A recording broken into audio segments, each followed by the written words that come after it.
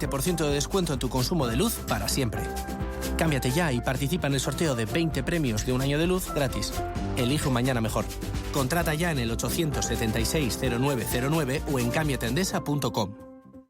¿Ha pensado en abrir una empresa offshore o una cuenta en un banco fuera de España para potenciar su negocio? La firma suiza Foster Swiss le asesora en todo el proceso. Llame ahora al 91 290 75 25, 91 290 75 25 e infórmese de todo lo necesario para proteger su empresa. Llame ya al 91 290 75 25 o entre en fosterswiss.com.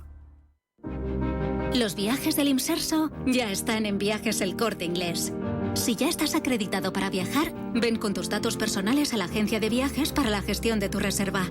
Infórmate de las fechas correspondientes de inicio en tu comunidad autónoma. No esperes más y disfruta de tu viaje del Imserso con la garantía y confianza que te ofrece Viajes El Corte Inglés, agencia oficial acreditada para la venta de viajes del Imserso. Porque te lo has ganado. Ejercita tu rostro desde la comodidad de tu casa con Ver2 de Foreo. Con Ver2 elevarás, esculpirás y reafirmarás tu rostro. Gracias a sus 4 tipos de microcorrientes, reduce las arrugas y mejora la firmeza desde la primera semana. Es la alternativa de Foreo segura, indolora y no invasiva a las inyecciones, los hilos tensores y los liftings faciales. Visita el espacio Foreo en la parafarmacia del Corte Inglés y empieza a cumplir tus propósitos.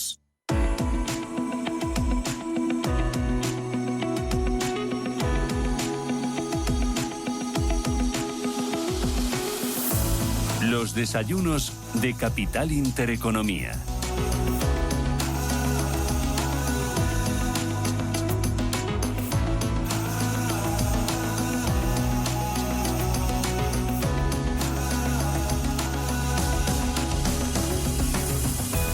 Hoy nos vamos a presentar un libro que justo hoy mismo, este miércoles, día 25 de octubre, sale a la venta. Es Un país posible, manual de reformas políticamente viables. Uno de sus autores, coordinador, es Toni Roldán, que es director del Centro de Políticas Económicas de SADE y está detrás de esta joyita, Un país posible, manual de reformas políticamente viables. Toni, ¿qué tal? Buenos días, bienvenido. Buenos días, encantado de estar aquí, gracias. ¿Esto es una utopía o puede llegar a ser una realidad? A mí me encantaría que fuera una realidad. Si lo hemos hecho, también ha sido pensando en... mira, los economistas muchas veces proponemos reformas, hablamos del qué hay que hacer, ¿no? Y hacemos modelos sofisticados que en papel se aguantan muy bien, pero el esfuerzo en este caso ha sido precisamente ese, ¿no? El de buscar con más humildad de la que tenemos habitualmente los economistas, reformas que no sean a lo mejor la reforma perfecta, sino una reforma que sea viable dentro del contexto político que tenemos, ¿no? Entendiendo, como decimos los economistas, la economía política de la reforma. Es decir, a lo mejor no es posible en las circunstancias presentes hacer grandísimos pactos de Estado y una gran transversalidad, que algunos lo desearíamos, pero desgraciadamente no parece que el escenario sea el más propicio. Pero en cambio, desde gobiernos autonómicos o con políticas concretas, en el libro se ponen muchos ejemplos, ¿no? Con tutorías individualizadas a niños vulnerables para mejorar las oportunidades, con programas agresivos de atracción de talento, utilizando fondos europeos. Puedes cambiar un país. O sea, aparcamos de momento el mantra de las reformas estructurales que necesita este país, que es un mantra que yo llevo escuchando desde hace 20, 25 años que llevo haciendo información económica, lo de las reformas estructurales, la reforma fiscal, la reforma energética, la reforma en la educación, la reforma del sistema de pensiones, y vamos a ser un poco menos ambiciosos pero mucho más realistas, y empezando por reformas más pequeñas, más viables y de impacto real. Bueno, o sea, yo no diría que desde luego estoy seguro que la mayor parte de los autores del libro estarían felices de ver algunas reformas estructurales como las que has mencionado, sí, pero ¿no? mientras que llegamos a ese gran objetivo... a veces es mejor compartimentarlas, a lo mejor, ¿no? Pues puedes hacer una reforma educativa, se ha hecho una reforma educativa en la pasada legislatura que probablemente no va a servir para demasiado, pero si en cambio haces esta reforma de cambias una inversión, pues yo qué sé, en repetición escolar que no sirve de demasiado y la reenfocas hacia tutorías y reduces el abandono escolar temprano a la mitad en un país que es el más alto de Europa en abandono escolar temprano, pues eso es un impacto enorme, porque después además te reduce los costes del sistema de seguridad social, porque probablemente tendrás menos parados de larga duración y muchos menos problemas en ese sentido, ¿no? Por tanto, y luego puedes hacer una reforma concreta de la carrera profesional docente, por ejemplo, ¿no? Para intentar atraer a los mejores profesores, mejorar los incentivos para que los buenos estudiantes vayan allí, tener una carrera más estable para los maestros, etcétera, mejores sistemas de evaluación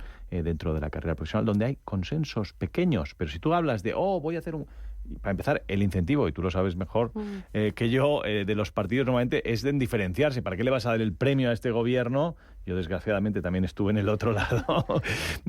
Si crees que se lo va a apropiar o lo que sea, ¿no? Pues no, pues estas pequeñas reformas en las que sí que se puede hacer consenso y avanzar poquito a poco en pasos incrementales, ¿no? A veces la ambición excesiva es enemiga de lo concreto y de lo posible, ¿no? Vamos a aterrizarlo. Enseguida vamos con el tema de la educación, que a mí me interesa mucho, y eso que has comentado de los niños repetidores también, sí. Que desde aquí recomiendo un podcast de Marta García Ayer, Pausa, donde tiene uno de ellos que lo dedica a los chicos repetidores y, bueno, qué nivel de fracaso hay en ello. Más que recomendable, por favor. Probablemente es con una persona de SADECPOL, del think tank que yo dirijo, con Lucas Cortázar, creo que sí. No lo sé, pero lo escuché y la verdad es una auténtica delicia, y rompe mitos. Y dice qué niños, qué perfil son los que repiten y cuántos de los que repiten siguen adelante y cuántos se quedan en el camino. Sí. Bueno, muy interesante. Sí. Oye, pero antes, me interesa temas de mercado laboral, que ahora estamos muy pendientes, o bueno, analizando y viendo la reacción de los empresarios, por ejemplo, a esa propuesta de Yolanda Díaz y Pedro Sánchez de rebajar la jornada laboral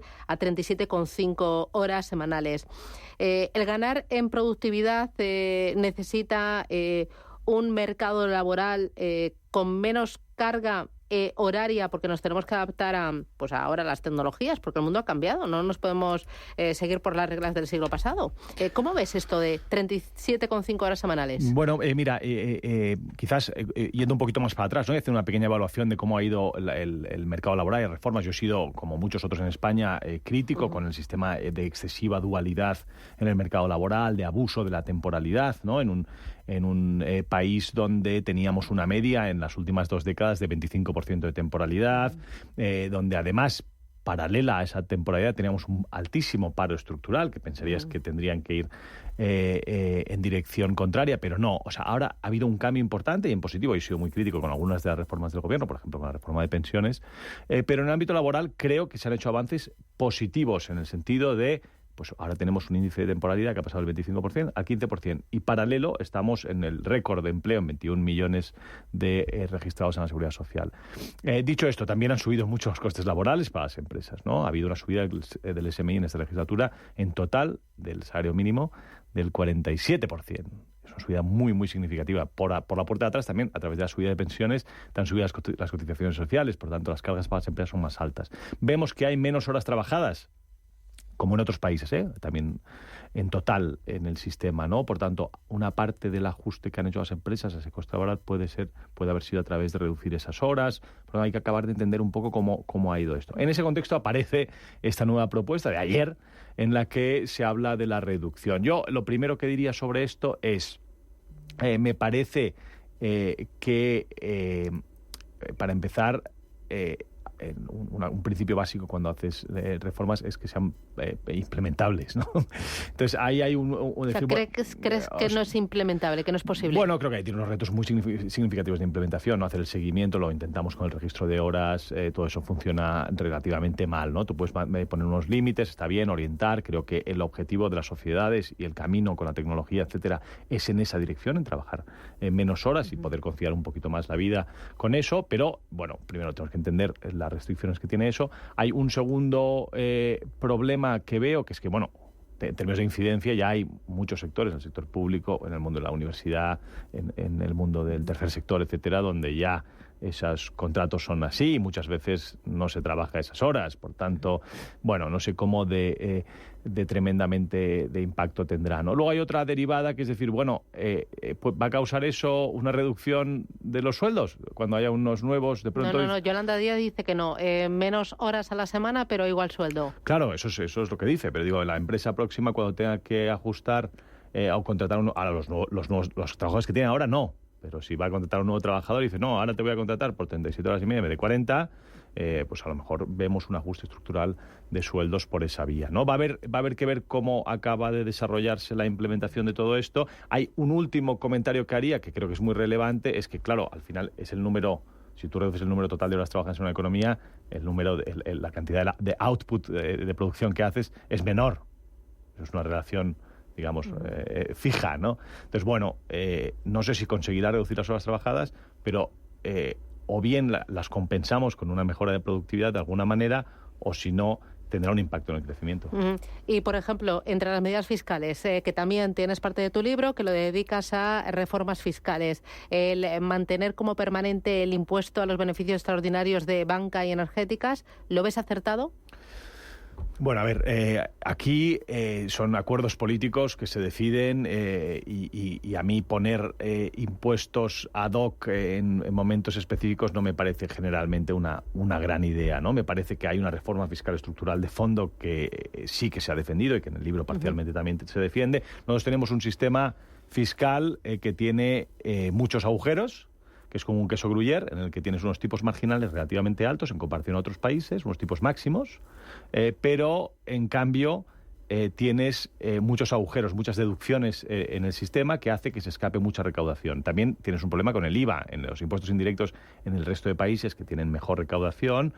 Por ejemplo, los países nórdicos, es que tienen unos IVAs fijos altos y no hacen política redistributiva con el IVA. Lo que haces es recaudar primero y redistribuir después. Aquí, cada vez que te inventas una nueva política, haces una reducción del IVA ad hoc para el sector o grupo de presión determinado. Eso es una mala idea, porque reduce masivamente la recaudación. Por eso cuando se habla de estos temas, dicen, no, es que tenemos una recaudación mucho más baja que otros países. En parte es porque tenemos estas excepciones que hacen que podamos recaudar peor. Por lo tanto, yo creo que el camino hacia el futuro es hacer este sistema un poquito más compacto, tener más peso de impuestos indirectos, idealmente unos impuestos, unos tipos marginales en los principales impuestos de corporaciones, de la renta, un poquito más bajos al final, ¿no? En todo caso, vamos hacia un mundo en el que el sector público ha asumido más peso. Tenemos el envejecimiento de la población, tenemos retos estructurales de formación muy grandes, tenemos una globalización con un impacto muy grande, un cambio tecnológico que tendremos que proteger a la ciudadanía, ¿no?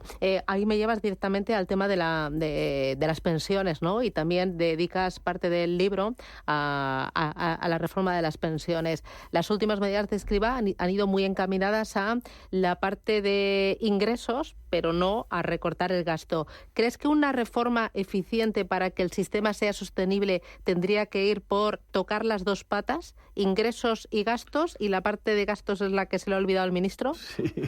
Sí, esto es un poco como con los niños, ¿no? Cuando les das las espinacas de segundo plato y primero les das el caramelo, el flan, ¿no? O sea, quiero decir, aquí hay dos patas de esta reforma. Hay para garantizar la suficiencia de las pensiones y la otra es para garantizar la sostenibilidad, ¿no? Si tú coges una venda, te tapas los ojos y dices, no, mira, ahora ya los problemas demográficos que son evidentes en este país, que vamos a tener en 20 años, vamos a tener alrededor de 5 millones de personas más en edad de jubilación, pues claro, y vas a tener una inversión total de la pirámide poblacional, en el que vas a tener, en vez de 4 trabajadores por pensionista, vas a tener alrededor de 2.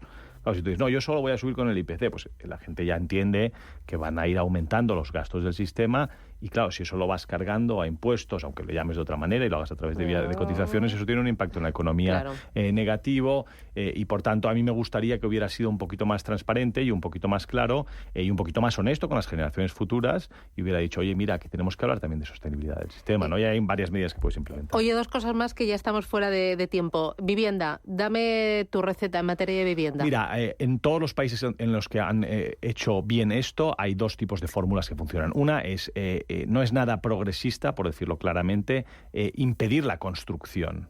Tienes que hacer más construcción. Tienes un problema de oferta. Entonces, si en la medida en que los suelos públicos, en la medida en que los pisos de la Sareb, en la medida en que puedas dividir pisos, en la medida en que puedas aumentar la oferta en las ciudades, vas a conseguir contener el precio. Eso es una.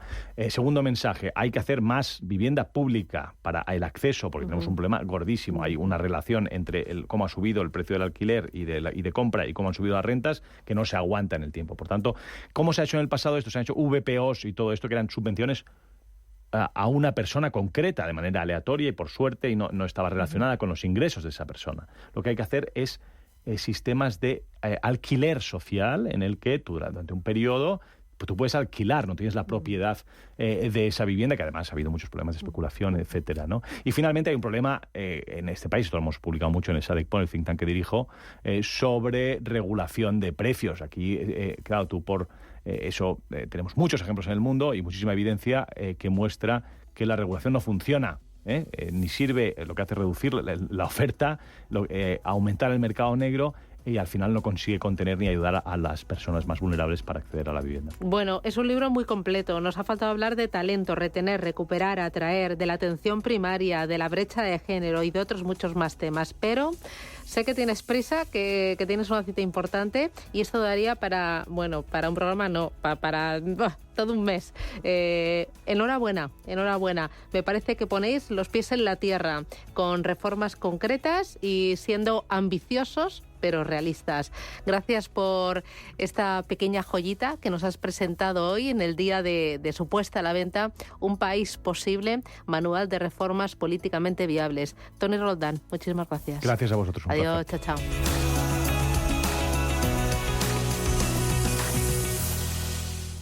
Los viernes a las 10 de la noche nos visita un gato, el Gato Gourmet.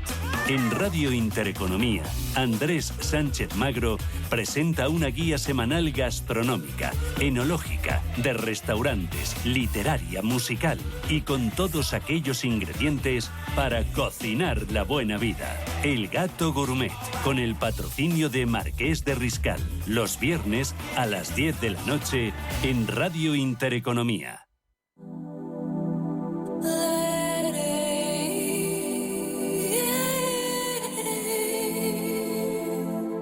Ruta 42. Los sábados a las 8 de la tarde en Radio Intereconomía. Un viaje infinito por las grandes músicas. Ruta 42. Un programa de Joaquín Martín. Tan, tan, tan, tan, tan. La cuenta online del Santander es tan fácil de abrir que lo puedes hacer desde donde quieras. Santander en digital es Santander. Santander, por ti, los primeros. Consulta condiciones en bancosantander.es. Este jueves, en Radio Intereconomía, tienes una cita con el Banco Central Europeo, el discurso de Christine Lagarde y la reacción de los mercados a la decisión que adopte el organismo con los tipos de interés. Este jueves, desde las 2:30 de la tarde, especial BCE con Javier García Viviani y Gema González. Radio Intereconomía.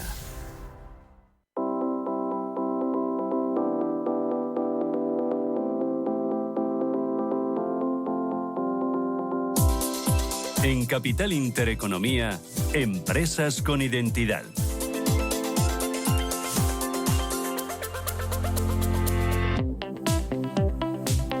El Ministerio de Economía ha aplazado su plan de dar fondos Unión Europea a nuevas empresas y lo hace por falta de demanda, es lo que dice. El Ministerio ha comunicado a Bruselas que necesita un año más para su plan de ayudar a 6.900 emprendedores en España, al dice no dar con ellos. Me acompaña Agustín Baeza. Agustín, ¿qué tal? Buenos días. Hola, ¿qué tal? Buenos días, Susana. Que es consultor de asuntos públicos y miembro de los 100 de Ecotec. Oye, ¿qué pasa? O sea, es que esto es muy grave, ¿no? Bueno, la verdad es que si no fuera muy serio daría para unas cuantas chanzas, porque porque no tiene sentido hacer un plan y una serie de programas y luego retrasarte en su cumplimiento, que puede ocurrir, obviamente, pero el argumento sea que es que no hay demanda para acelerar compañías o pymes o startups, ¿no? Resulta cuanto menos delirante ese tipo de argumentos.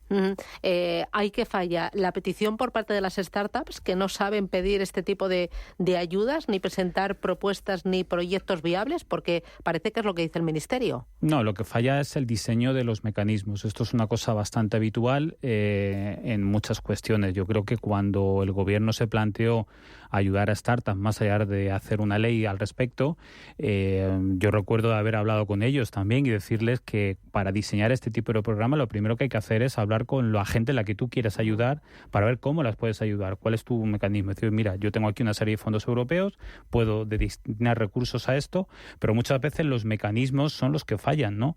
Está, por ejemplo, el famoso kit digital del que tanto se habla, y que desde mi punto de vista es un absoluto fracaso porque estamos obsesionados con la palabra digitalización, estamos obsesionados con la palabra digital, y lo que deberíamos estar es obsesionados con la palabra transformar, porque la digitalización es un mecanismo, no es un fin en sí mismo. Necesitaríamos transformar. Si tú lo que quieres es digitalizar simplemente sin ningún tipo de transformación, hacer las cosas como un riego por inundación. Bueno, meto no sé cuánto dinero en no sé qué para cumplir una serie de objetivos, ¿no? Que el KPI, ¿no? Sea, voy a digitalizar no sé cuántas miles de compañías. Pero eso normalmente suele acabar mal porque las cosas en la realidad son mucho más complejas, ¿no? Por tanto, yo creo que lo que falla es el desarrollo, digamos, la estructura de estos mecanismos que muchas veces se hacen sin contemplar la realidad a la que tú te quieres, digamos, aproximar para intentar resolver un problema o ayudar a resolver una serie de problemas. Lo del kit digital no está funcionando, no va a ninguna parte. Lo del kit digital, lo que ocurre es que es lo que digo, es decir, ¿cuál es el problema de las pymes pequeñas? El problema de las pymes pequeñas es la productividad. El problema de las pymes pequeñas es que tienen que competir con gigantes. El problema de un comercio es que tiene que competir con Amazon. Ese tipo de cosas son los problemas que tienen estas pymes y los pequeños comercios. Entonces, darles una pequeña subvención que tienen que solicitar de una manera enfarragosa a través de un mecanismo enfarragoso para que un supuesto agente digitalizador te acabe haciendo una página web o te acabe haciendo abrir unas cuentas de redes sociales, normalmente no le sirve para mucho a la pyme ni al pequeño comercio. Yo les planteé en su momento, recuerdo, que lo que tenías que hacer, mira, si tú quieres digitalizar una pyme o un pequeño comercio, lo que tienes que hacer es estar con esa persona, entender muy bien cómo funciona su modelo de negocio, ver en qué cosas les puedes ayudar, porque a lo mejor necesita una página web, pero a lo mejor no lo necesita, a lo mejor necesita abrir canales de venta online, pero tienen que ser muy específicos porque no estamos hablando de un pequeño comercio, una pyme tradicional, no es una startup recién nacida que nace, digamos, en medio de la tecnología. Y sin embargo, el diseño de estos mecanismos muchas veces se hacen con arreglo a modelos de hace 20 o 30 años y por eso luego acaban fracasando, lógicamente. ¿Se retrasa los fondos o se pueden llegar a perder esos fondos destinados a emprendedores?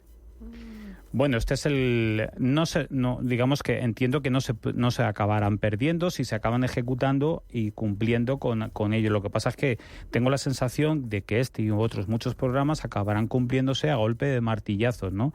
Es decir, yo no acabo de entender muy bien cómo se han hecho esos cálculos de decir vamos a acelerar a 6.900 startups o pymes en España, ¿no? ¿Cómo has hecho ese cálculo? ¿Dónde están esas? ¿Quiénes son? Si se supone que si tú has hecho ese cálculo es porque sabías de antemano al tipo de compañías al que te estabas dirigiendo, pero si luego pones en marcha el mecanismo y resulta que dices que es que no hay demanda porque no las encuentras y la gente no se apunta, claro, la gente no se apunta porque está cansada de perder el tiempo. Entonces, el diseño de los mecanismos muchas veces es más importante, la letra pequeña de lo que tú acabas haciendo, que la bondad que hay en el titular de la política que tú nombras, ¿no? ¿Y cómo, está pasando esto en otros países? No tengo esta información, no sé si está pasando. Entiendo que cada país, con el dinero que ha recibido de fondos europeos, ha desarrollado una serie de objetivos y cada país, digamos, los habrá los habrá orientado hacia aquellos sitios donde es necesario más la transformación. A mí me da la sensación, que es un poco lo que estamos viendo por el tema de los fondos europeos, que la gran crítica que se puede hacer en general, no solamente a estos programas específicos, es que no están diseñados para la transformación, están diseñados para generar gasto corriente. De hecho, una de las cosas más tremendas es que... Espera, es que es muy fuerte lo que estás diciendo. Claro, pero no es que están diseñados para la transformación, sino para gastar. Esto es como lo de las carreteras y las zanjas y las glorietas de Zapatero. Claro, es que esto, es que cuando se hablaba en su momento, hace un par de años, de cómo se estaba diseñando esto, y algunos hablábamos que íbamos a poner rotondas digitales a este paso, acordándonos de aquellos planes, del plan E, a lo mejor no estábamos tan lejos de la realidad. Es que transformar, insisto, no es digitalizar. Es que tú puedes estar diciendo que estás digitalizando porque consigues que 5.000 pymes que no tengan una página web y, sin embargo, los problemas de esa pyme van a seguir estando en el mismo sitio. Muy probablemente porque a veces el diseño de lo que tú haces no está contemplando la propia realidad de esa pyme. ¿Cuáles serían tus 3 recetas para poner solución a esto? La primera, hablar con los afectados. La primera, sentarte con las asociaciones y con la gente que entiende. Es decir, yo tengo la sensación de que el que ha diseñado estos programas no ha ido a un pequeño comercio ni ha ido a una pequeña startup a hablar con ellos y preguntarles cómo os podemos ayudar. Tenemos dinero, ¿cómo os podemos ayudar? Decidnos. Eso es lo primero. Segundo, el diseño tiene que ser un diseño que contemple incentivos que a la gente tenga ganas de apuntarse. Tú no vas a ir a apuntarte a un sitio que te va a exigir un esfuerzo y una serie de cosas si no tienes un incentivo para hacerlo.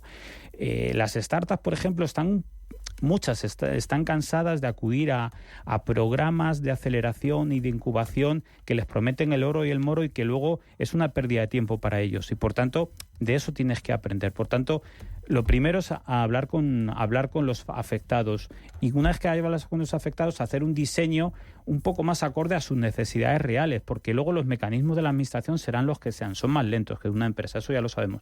Pero los mecanismos tienen que estar diseñados para que generen incentivos, para que digamos, el público objetivo, en este caso de la política o del programa, tenga algún interés en acercarse y realmente aprovechar esa oportunidad en forma de recursos. Y además lo importante que sería para la supervivencia de muchas empresas, de muchas pymes y de muchos emprendedores. El otro día caía en mis manos un dato que decía que el 90% de las empresas que se crean en España no llega a los 3 años. Esto es muy triste, ¿no? Bueno, depende de qué tipo de empresas hablamos, porque luego insisto, no es lo mismo una startup tecnológica que una pyme, que un comercio, o sea, hay muchos tipos de compañías. Pero al final también, como yo siempre digo, en el fondo, dentro de algunos años, te voy a dar unas cosas, un título. Dentro de algunos años no tendrá mucho sentido hablar de startups, porque todas las compañías que se acaben montando de una u otra manera serán startups, porque todas tendrán un componente tecnológico, porque todas tendrán dentro de su modelo de negocio los servicios, tendrán procesos muy acelerados, porque si no, no van a poder competir. Entonces, eso es importante saberlo. Si muchas acaban su actividad antes de que cumplan los 3 años, hay que ver por qué. Estáis hablando todo el rato de temas económicos, se están presentando programas de gobierno.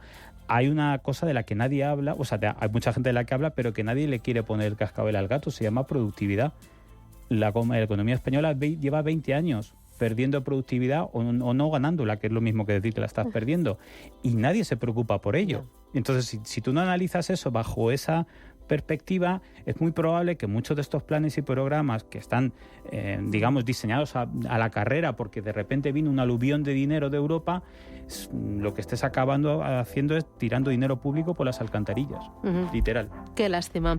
Agustín Baeza, consultor de Asuntos Públicos, miembro de los 100 de Ecotec. Muchísimas gracias. Hay veces que duele lo que dices, pero hay que ser realistas y hay que poner soluciones, que eso me gusta, ser constructivos. Muchísimas gracias. Nos vemos en un par de semanas. Cuídate. Gracias. Adiós.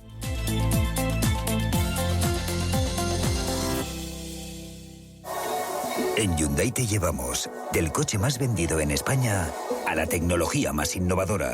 Porque tienes un Hyundai Tucson híbrido enchufable con etiqueta cero por 324 euros al mes con nuestro renting a particulares, todo incluido. Más información en Hyundai.es.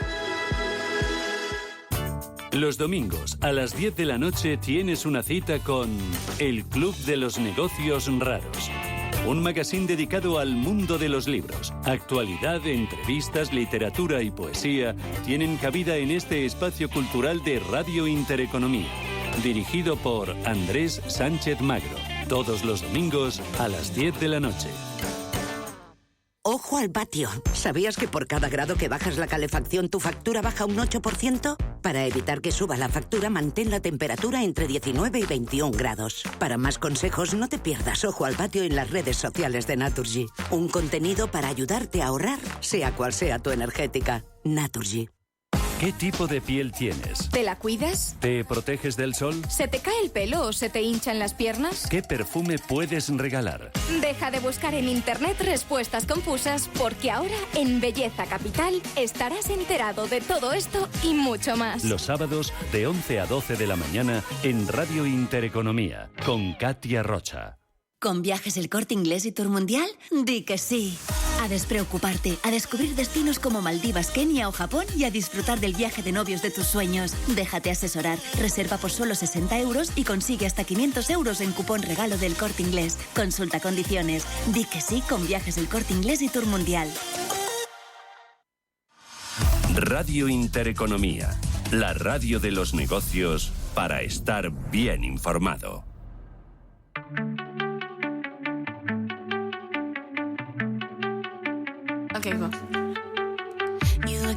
Empresas con identidad en Capital Intereconomía.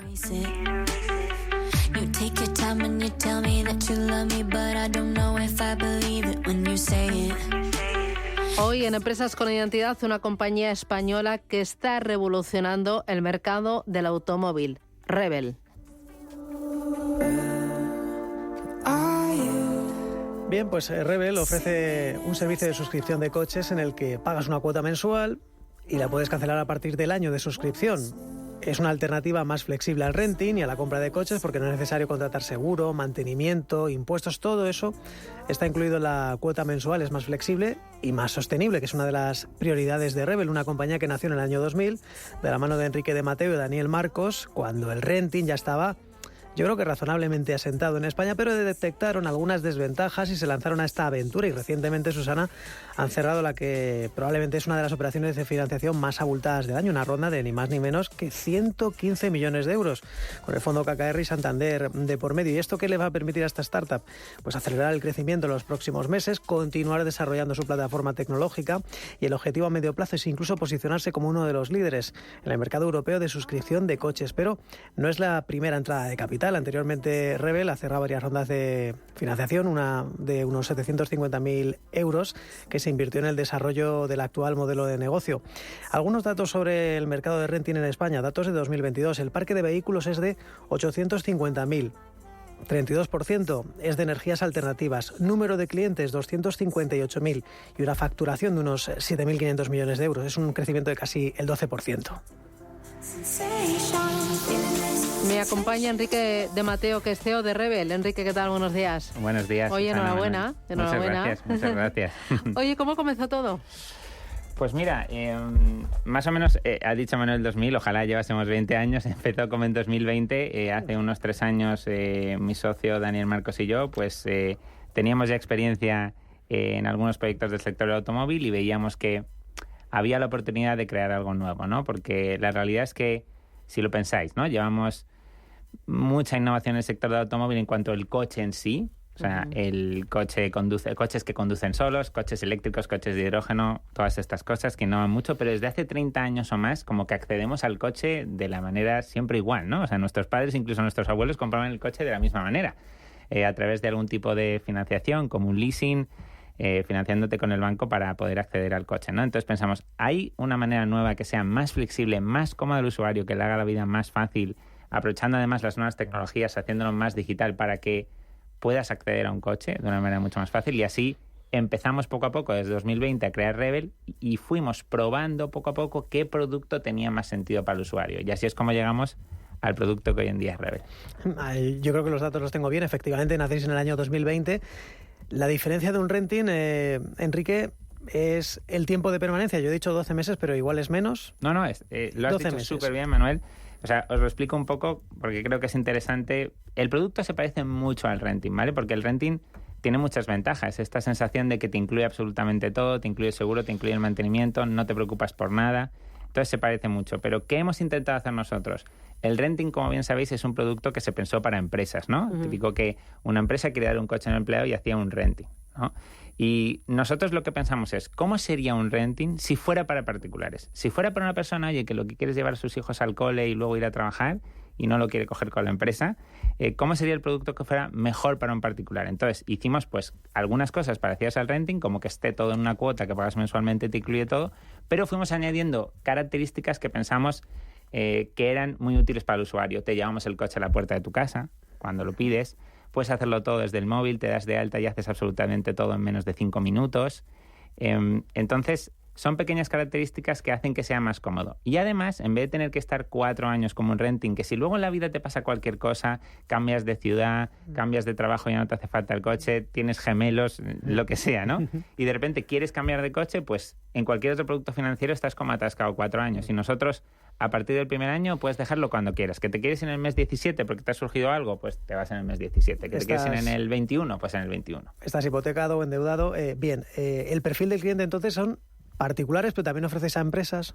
Puede, por supuesto, también empresas se pueden apuntar porque hay empresas que necesitan esa flexibilidad también, sobre todo pymes, pequeñas pymes autónomas son clientes que también nos cogen. Es verdad que el producto se diseñó pensado en particulares, porque creíamos que era el sector donde más tenía sentido innovar en este producto, pero por supuesto también nos lo piden empresas y autónomas que justo tienen esta necesidad de tener la flexibilidad. Y bueno, la agilidad y la rapidez, ¿no? Porque en 5 minutos y con 4 clics lo consigues. Exactamente. Eso es una de las cosas. Imaginaos ir a un concesionario, todos los papeleos. O sea, la gente a veces tarda semanas en poder coger un coche. Además se convierte, si lo pensáis, en una decisión financiera súper importante, ¿no? O sea, un coche que te vas a gastar 20.000 o 30.000 euros, que vas a pedir un préstamo al banco, con los tipos de interés como están. O sea, es como una sensación de inversión financiera gigante, la más grande después de la casa.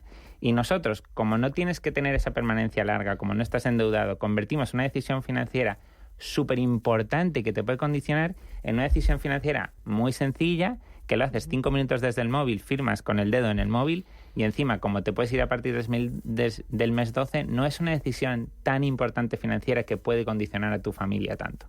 Sin ataduras. Bueno, Enrique, ¿con cuánto capital inicial comenzasteis el proyecto? Un poco lo que has venido contando tú, ¿no? Entre más o menos con 750.000 euros de pequeños inversores fue como empezamos, porque el objetivo que teníamos al principio era testar, ¿no? Aprender del mercado cuál era el producto que más le convenía a la gente, ¿no? Imagínate, permanencia 6 meses, sin permanencia 12 meses, permanencia 24. La gente valora que se lo entregues en casa, la gente valora que se haga todo digital en 5 minutos. Y fuimos testando diferentes productos, tanto de demanda del usuario como de supply de los propios coches, por el lado de aprovisionamiento. Y cuando ya dimos con el modelo que veíamos que funcionaba muy bien, fue cuando trabajamos para cerrar esta ronda más grande que nos permitiera expandirnos por toda España. Y una vez que ya echáis a andar con cerca de 1 millón de euros, hasta esta última ronda que habéis cerrado hace muy poquitas semanas, de 115 millones, no sé si entre medias hubo alguna ronda de capital más. No, ya solo hemos hecho esas rondas de capital que mencionas. Es verdad que al principio pues estás mucho más austero y mucho más frugal, ¿no? Porque tienes que ir poco a poco mientras testas, pues no puedes estar expandiéndote tanto. Al principio empezamos solo en Madrid para hacer la prueba. O sea, imaginaos, nosotros mismos entregábamos los coches, ¿sabes? Mi director de operaciones entregando coches al principio, ¿no? Porque no teníamos capital para hacer las cosas de una manera como las podemos hacer ahora. Pero fijaos, ese periodo donde teníamos que ser más austeros, frugales y hacer las cosas poco a poco, pues nos ayudó mucho a aprender, ¿no? A interaccionar mucho con el usuario, ir aprendiendo. ¿Quiénes sois en el equipo y cuál es vuestro perfil? A ver, ahora ya somos casi 50 personas en el equipo, o sea, hemos crecido y también desde que hemos hecho la ronda en verano, pues hemos ido ya ampliando el equipo a perfiles que eran muy importantes, pero tenemos un poco de todo, la verdad. O sea, tenemos un equipo muy heterogéneo, lo cual me gusta porque hay muchos puntos de vista muy diferentes y visiones sobre cómo tiene que ser. Tenemos gente que viene del mundo de la consultoría y las finanzas y tenemos gente que viene del mundo puro del marketing, del mundo creativo en el departamento de producto. Si veis todo lo que hacemos en cuanto a contenido, o sea, tenemos todo tipo de perfiles, la verdad. Y claro, con esa ronda de más de 100 millones de euros, pues efectivamente está desarrollar la tecnología, la experiencia cliente, el tema del producto, también incluso expandirse a nivel internacional. ¿Qué mejoras vais a introducir con esta operación? Sí, la verdad es que yo busco que se note mucho que la compañía pues va a poder acceder a muchas mejoras a nivel tecnológico, a nivel de equipo, a nivel del producto que podemos ofrecer a nuestro usuario, ¿no? Nosotros siempre pensamos, ojalá pudiéramos hacer esto en el producto para que la vida del usuario todavía fuera más fácil, y a veces nos faltaban recursos para poder hacerlo. Ojalá pudiéramos bajar el precio de los coches para que fueran todavía más asequibles, ¿no? Porque el objetivo de Rebel, que seguro que me vas a preguntar, es que el precio... El ticket medio, sí. Claro, el ticket medio más o menos es un coche con IVA de algo menos de 500 euros al mes. Es lo que la gente se gasta de media. En nuestro producto tenéis que tener en cuenta que es difícil a veces comparar porque nuestro producto no tiene entrada. Seguros, claro. No tiene entrada. O sea, que a veces cuando veis un anuncio en la tele y dice tal coche por 250 euros, sí, pero con una entrada de 8.000 euros, ¿no? Que a veces es un poco... Entonces, nosotros lo que hacemos es súper transparencia. Olvidaos de los desdes, los asteriscos. En mi web no vais a ver asteriscos porque todo es... De primeras, oye, es una cuota mensual que incluye absolutamente todo, no hay entrada, incluye seguro, mantenimiento, neumáticos, impuestos. Todo lo que se te ocurra que es un gasto del coche está incluido en esa cuota. Pase lo que te pase, está incluido en esa cuota, ¿no? No intentamos que luego haya gastos ocultos que no has pensado. Entonces, intentamos también con estos recursos que hemos levantado poder hacer el coche lo más asequible posible para el cliente. Mira, la semana pasada pues teníamos una empresa de delivery, Witaka, que dijeron que ellos empezaron pues cocinando en su casa y mandando a los amigos. Les conozco perfectamente. Vosotros empezasteis pues incluso entregando los coches en Madrid. ¿Hoy estáis en toda España? Ahora estamos en toda España, hacemos también Islas Baleares. Lo único que todavía no hacemos es Ceuta, Melilla y Canarias. Estoy todavía encontrando la manera de mandar coches hasta ahí de manera efectiva, ¿no? Porque es un poco más difícil, pero ya hacemos toda España y Baleares. Y los de Witaka es una historia que me encanta, además les conozco perfectamente porque, historia curiosa, yo era el cliente número 1 de Witaka cuando empezaron cocinando en su casa. Caramba. O sea, porque me junté con ellos un día, son unos chicos encantadores, bueno, si les habéis tenido aquí seguro que lo sabéis. La semana pasada, sí. Y como en una época que yo trabajaba mucho y Witaka era muy cómodo, y me acuerdo de una vez hablando con ellos, me sacó la lista de clientes y yo era el número 1 de clientes de Witaka en pedidos, en la época que cocinaban en su casa. Fíjate. Sí, alucinante. Oye, ellos contaron que parte de el dinero que consiguieron inicialmente, en lugar de comprar el horno, la cocina y el material, lo alquilaron y lo destinaron al marketing. ¿Cuánto importante es daros a conocer, utilizar las redes sociales? ¿Cómo lo hacéis? ¿Cómo es vuestra estrategia en un mundo tan competitivo de llegar a ese cliente final y decir, somos los más fáciles, rápidos y sencillos y en tu casa? Es muy buena pregunta, Susana. O sea, yo creo que es de las cosas más difíciles porque yo confío mucho en mi producto, en el producto que hemos creado en el equipo. O sea, nuestro producto creo que es muy bueno y que es el mejor financieramente y por comodidad, pero comunicar eso es muy difícil porque el mundo del automóvil es muy competitivo en cuanto a marketing, con precios en todos lados. O sea, estás viendo un partido de fútbol Madrid-Barça y hay 5 anuncios de coches. O sea, es muy difícil competir, ¿no? Entonces, nosotros intentamos crear un contenido bastante cercano con la gente, que se vea quién es el equipo detrás, que se vea... Oye, ¿qué hacemos bien? ¿Qué hacemos mal? O sea, intentamos mucha cercanía y en qué estamos aprendiendo. Y para intentar dar esa confianza al cliente de quién está detrás y cómo estamos intentando mejorar la vida de la gente. Pero es muy difícil, Susana, porque hay muchísima competencia en el marketing. Evidentemente, empresas que tienen todavía más recursos que nosotros, a pesar de esta ronda. Entonces, creo que lo único que intentamos hacer es que el servicio de Rebel sea inmejorable de tal manera que haya boca a boca y crecimiento orgánico, porque la gente diga a su primo, oye, es que estoy en esto de Rebel y no veas ningún problema, me lo han traído a casa, hago mis cuentas a final de mes y entre lo que pagaba del préstamo, lo que pagaba de seguro, lo que pagaba cuando tocaba un cambio de neumáticos, y los problemas que me quito y los problemas que me causaba, oye, se me rompe el coche y no tengo solución porque el coche... Y joder, esto de Rebel. Y que el boca a boca y la recomendación de nuestros propios clientes sea lo que nos ayuda a crecer. Oye, veo que trabajáis con todas las marcas, con Fiat, Ford, Hyundai, Jeep, Mini, Peugeot, Kia, Dacia.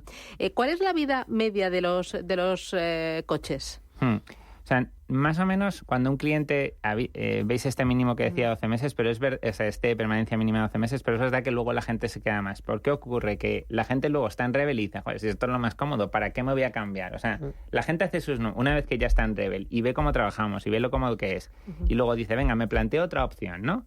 Después de 12 meses dice, pero si aquí en Rebel es que es lo mejor financieramente, y se quedan más de 20 meses de media. O sea, el cliente medio se queda por encima de los 20 meses. ¿Y los coches, la edad media del parque de automóviles? Nosotros ahora mismo, casi todos los coches que ves en nuestra web son coches nuevos. Son coches totalmente nuevos porque los acabamos de meter en la flota gracias a la ronda. Tenemos algún coche que viene de algún usuario, por supuesto esto lo avisamos al cliente y se lo decimos, ¿no? Que el coche que le va a llegar, pero la mayoría de los coches que están en nuestra web ahora mismo son nuevos. Y gasolina, diésel, híbridos o eléctricos por porcentaje. ¿Qué quiere ahora el cliente? Esta es una muy buena pregunta, Susana. O sea, yo quiero empujar bastante los coches de cero emisiones por el tema de la sostenibilidad. ¿Pero son más caros? Pero son más caros y el cliente todavía no está preparado por la infraestructura. Nosotros, esto es lo que intentamos hacer, para que os hagáis una idea. Si tú te pides un coche eléctrico en Rebel, nosotros te ayudamos a instalar el punto. Tenemos partners que te instalan el punto. Evidentemente, eso lo pagas, pero nosotros no le añadimos margen, no ganamos dinero. Solo queremos ayudarte a que tú puedas pasarte al coche eléctrico, híbrido enchufable, soluciones así. Es difícil porque la gente todavía no está acostumbrada. Entonces, el porcentaje que nosotros tenemos de flota eléctricos es algo mayor que el porcentaje de flota media en España por nuestro tipo de cliente, pero me gustaría que creciera mucho más. Pero es poco a poco, como yo creo. Ahora bien, os digo una cosa. Susana ha dicho una cosa que es muy verdad, que es que el coche eléctrico es más caro. Pero ¿sabéis lo que pasa? Que aparte del precio, la gente a veces tiene miedo de pasarse al eléctrico porque dice... Y es la mejor puerta de entrada, ¿no? Es la mejor puerta de entrada, Manuel, lo has dicho bien, porque como no tienes esa permanencia larga, si resulta que te das cuenta que el coche eléctrico no era para ti, pues entonces a los 12 meses te vas y ya está. Es decir, el renting o empresas como Rebel pues son, digamos, un aliado, ¿no?, de esa movilidad sostenible, pero no sé si hace falta más compromiso de las autoridades para ir hacia una movilidad más sostenible. O sea, muchas veces cuando se han producido cambios en un sector como podría ser tan importante como pasar al coche eléctrico del coche de combustión, ha hecho falta medidas, ¿no? No cabe duda. Es verdad que creo que tiene que venir también de la gente las ganas de cambiar y todo eso, pero cuando se han producido es porque el producto es mejor que el producto que había antes. O sea, es difícil convencer a la gente que se cambie solo por su afán de sostenibilidad. Eso es complicado, Manuel. Creo que cuando vamos a ver el mayor cambio no va a ser tanto de las autoridades que hagan medidas, sino va a ser cuando tú tengas un coche eléctrico y te des cuenta que tu vida es mejor con el coche eléctrico que con el de combustión. Ahí es cuando va a haber el cambio real, pero... Y entonces, una vez que eso pasa, ya todo el mundo tiene incentivo de hacer, ¿sabes?, de hacer las mejoras. O sea, esto es una historia muy tonta, pero cuando se pasó al automóvil de los carros de caballos, había un montón de problemas con el automóvil. Los automóviles podían atropellar a la gente, pero en la calle no se sabía, no sabías que venía un coche. Hubo problemas en Estados Unidos cuando al principio, y había que instalar semáforos, un montón de cosas. Pero como el automóvil era un producto tan superior al carro de caballos, se hizo por parte de todos el esfuerzo de hacer esos cambios. Entonces, cuando el vehículo eléctrico en muchas cosas sea mejor que el coche de combustión, es cuando creo que se producirán esos cambios. Antes de llegar a la última ronda de preguntas, cuéntame, ¿planes de expansión en Europa? De momento estáis en toda España y yo entiendo que el siguiente salto es ir hacia países de nuestro entorno. Sí, o sea, nosotros ahora 2024 el objetivo es crecer en España, demostrar que el modelo funciona a gran escala, aprender de los usuarios y de cómo se puede hacer este producto bien y a partir de ahí pues empezar a lanzar a países europeos a partir de 2025, ese es el objetivo. Países cercanos que pensamos que culturalmente y por mercado se parezcan a las experiencias que estamos teniendo aquí en España. ¿El coche en propiedad ha muerto? No, yo creo que hay situaciones para hacerlo. Yo siempre pienso, oye, hay gente que quiere un coche de segunda mano muy especial, muy específico, porque es la necesidad que tiene. Entonces, gente que quiere su coche. Exacto. Pero creo que esa sensación, poco a poco, ya veis que nuestro cliente medio tiene 38 años, ¿eh? No penséis que esto es para gente de 25, que tal, o sea, el cliente medio es 38. Entonces, bueno... Voy a subir la media. Yo os digo que creo que si tú estás pensando en un coche nuevo o en un coche seminuevo, kilómetro cero, creo que Rebel, no tener el coche en propiedad y hacerlo con este producto es muy competitivo. Si eres una persona, y yo lo digo honestamente, que quiere este coche específico, que me encanta, tengo ilusión por algo, tienes 7 años de antigüedad, pero es que es el vehículo que ahí... Pues está muy bien hacerte eso también, ¿sabes? Que hemos hablado de muchos perfiles de clientes, de ticket medio, pero ¿cuál es el modelo más demandado en Rebel? A ver, ahora mismo os diría que el bestseller que tenemos ahora mismo es un Peugeot 2008, porque lo tenemos a un precio súper competitivo, es el bestseller lo que más tenemos, además lo tenemos ahora destacado en la web porque la gente le está encantando, pero va cambiando, nos va cambiando, pero los SUVs, los SUV es evidentemente lo que más se coge. Oye, ya la última, normalmente a cada uno de vosotros os pedimos un nombre para invitar al siguiente, ¿no? Y estamos haciendo una cadena. Sí. Unos nos van recomendando otros y la verdad es que nos está funcionando muy bien, estamos conociendo trayendo a gente muy potente y empresas y negocios con gran proyección. ¿A quién traemos en la próxima? A ver, hay muchos. Aunque es quedarme un poco en el sector en parte, aunque he hecho muchas cosas, yo creo que Pablo Fernández de Clicars y Carlos... Le hemos tenido, ¿no? ¿Pablo ha venido a Clicars? Sí. Son dos, o sea que si no, también podéis traer a Carlos. Puedes traer a Carlos también de Clicars, si no lo habéis traído. Ya sé que a lo mejor lo habéis traído, pero mira, me parece un buen ejemplo porque es una persona que ha hecho varios proyectos y a la vez, o sea, yo no sé cómo lo hace, y aparte, bueno, si la habéis tenido aquí, pues genial, pero... yo creo que es una persona muy interesante del que se puede aprender mucho. ¿Y otro fuera de tu sector? A ver, fuera de mi sector es complicado. Yo creo que sería interesante también, por ejemplo, traer la visión de, para mí hay ciertos fondos que también, fondos de capital riesgo también es emprender. Y una persona como Iñaki Arrola de Cafant. Sí.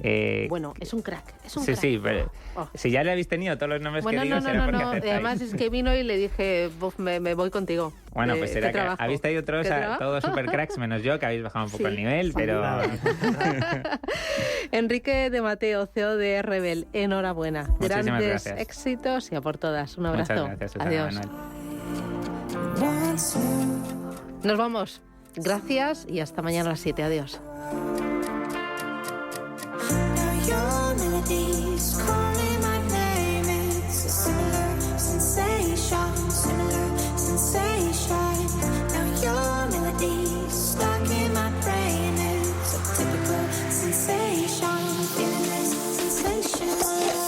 Intereconomía. Esto es Capital Intereconomía. ¿Qué le diría Cervantes al presidente del gobierno? ¿O Voltaire a la oposición? Descúbrelo junto a toda la actividad cultural en el Marcapáginas, en Radio Intereconomía. Todos los sábados a la 1 del mediodía, el Marcapáginas, con David Felipe Arranz. Porque la cultura también podría ser divertida.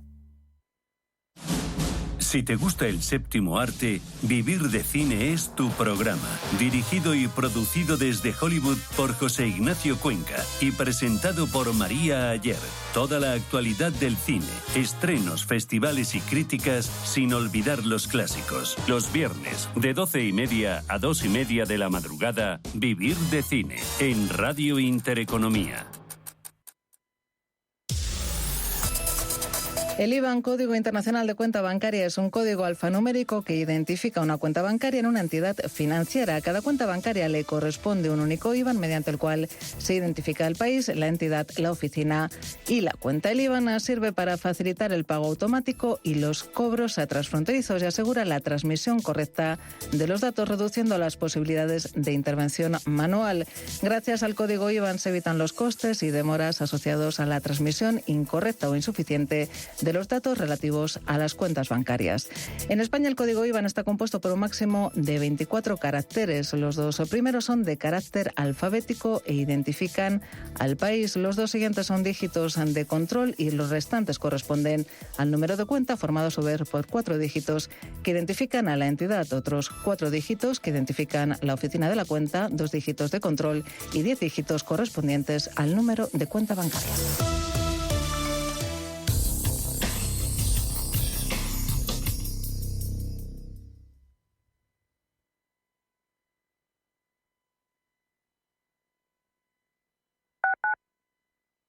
En DKV lo tenemos claro. Cuidar la salud de tus empleados es cuidar tu negocio. Por eso, nuestros seguros para empresas te ofrecen planes personalizados de prevención, medicina digital y facilidades para el cambio. Llama al 91 903 2684 o entra en dkv.es/negocios y contrátalo ya. ¿Estás completamente seguro de que la rentabilidad de tus planes de pensiones es la mejor que puedes obtener? Si tu gestor solo te ofrece los planes de su banco, estás perdiendo oportunidades y, lo que es peor, años de rentabilidad para ti. En Velaria Inversores estamos a tu servicio, no al del banco. Trabajamos con 180 planes de pensiones de las entidades más punteras de España y de ellos solo te ofrecemos los de mayores perspectivas de rentabilidad, sin ningún coste para ti. Si quieres más rentabilidad, visita velariainversores.com. Inversiones inmobiliarias Grupos Eneas, cesiones de créditos, inmuebles en rentabilidad, compra, reforma y venta, rentabilidades hasta el 12%. Infórmese en el